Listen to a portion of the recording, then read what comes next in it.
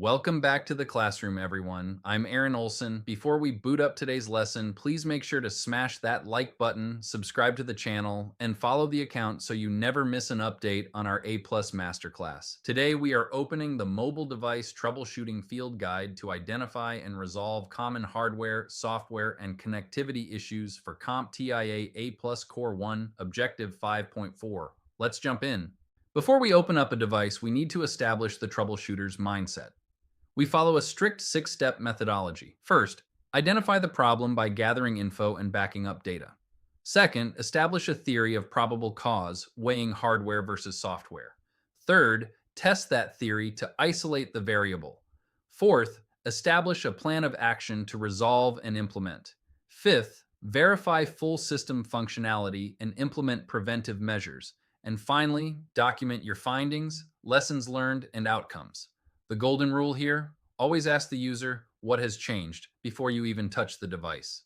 Mobile issues can be broken down into a categorical symptom to solution matrix featuring four main areas. Category 1 is power and thermal, covering swollen batteries, poor battery health, improper charging, and overheating. Category 2 is physical and input, which includes liquid damage, broken screens, damaged ports, digitizer issues, and cursor drift. Category 3 covers connectivity drops across Wi-Fi, cellular, and Bluetooth. And Category 4 handles system insecurity, dealing with malware, degraded performance, and app installation issues.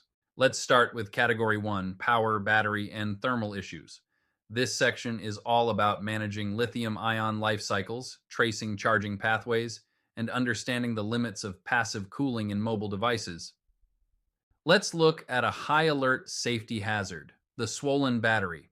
If a user reports their laptop wobbles or the touchpad is bulging upward, look for a deformed chassis, a wobbly base, or separated seams.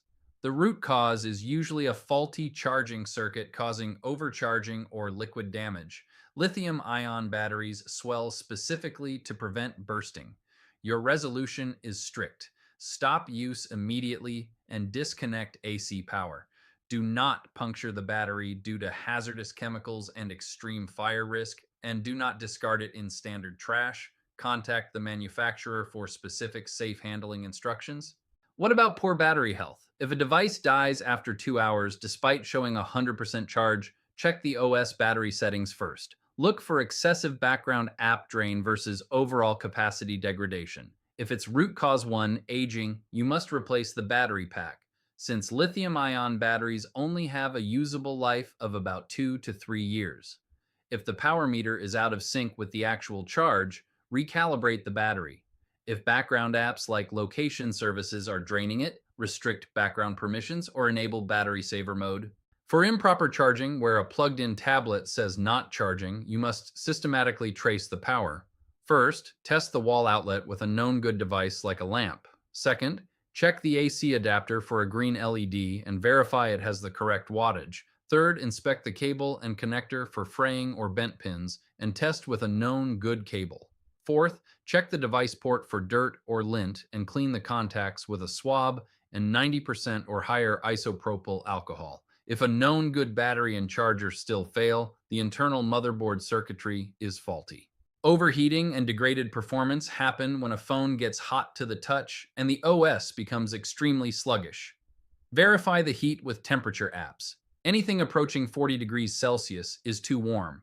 Because mobile devices rely on passive cooling, things like dust in the vents, direct sunlight, high screen brightness, or extended flashlight use can easily overwhelm thermal limits. As a system response, the CPU initiates thermal throttling, slowing down to prevent damage, which causes the degraded performance. Cool the device by removing it from heat, closing background apps, and cleaning dust vents, or the protective circuitry will initiate an emergency shutdown. Moving to Category 2, we tackle physical damage and input failures. This section is about navigating the hazards of drops, spills, and overall user mishandling. For liquid damage, if a user spills coffee and the screen glitches with graphical artifacts, do not turn it on. Remember your IP67 breakdown. The 6 means dust-proof and the 7 means protected from 1 meter of immersion.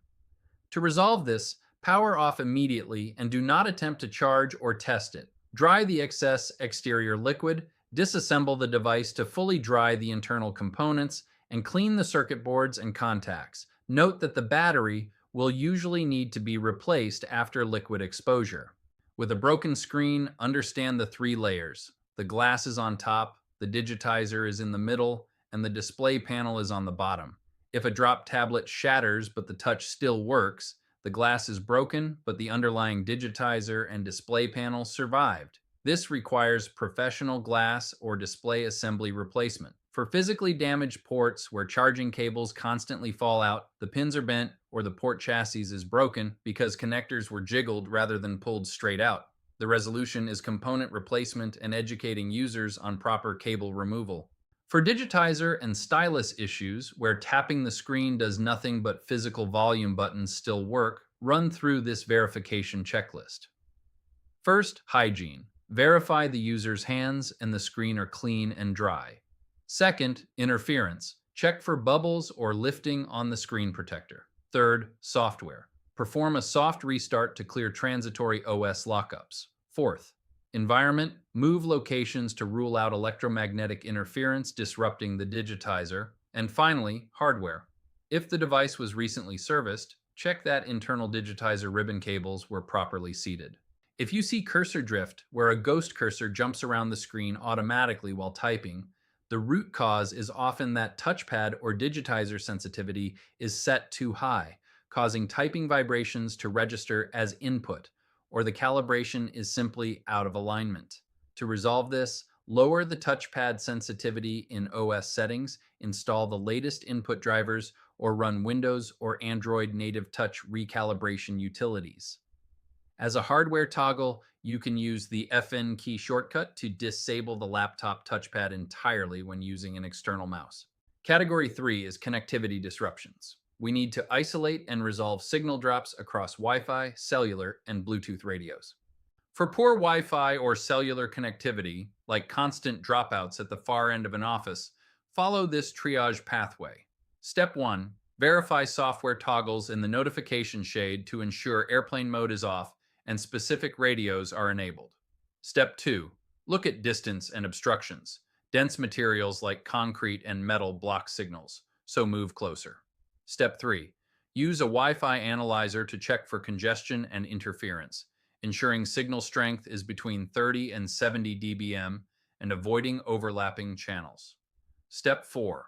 If the device was recently serviced, check the hardware to ensure internal antenna wires routed around the screen edge weren't dislodged.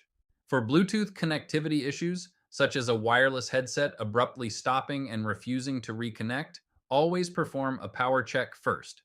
A dead battery in the accessory is the most common cause of sudden Bluetooth peripheral failure. If it refuses to connect, clear, and repair, remove or forget the Bluetooth device from the OS menu. Place the accessory back into pairing mode, and establish a fresh connection. Finally, check for updated drivers for the wireless controller, especially after resuming from sleep or hibernate modes. Our final section is Category 4, System, Performance, and Security. This involves identifying rogue apps, restrictive corporate policies, and hidden malware. If a device is sluggish, the camera LED flashes randomly, and the user receives an alert for exceeding their data cap.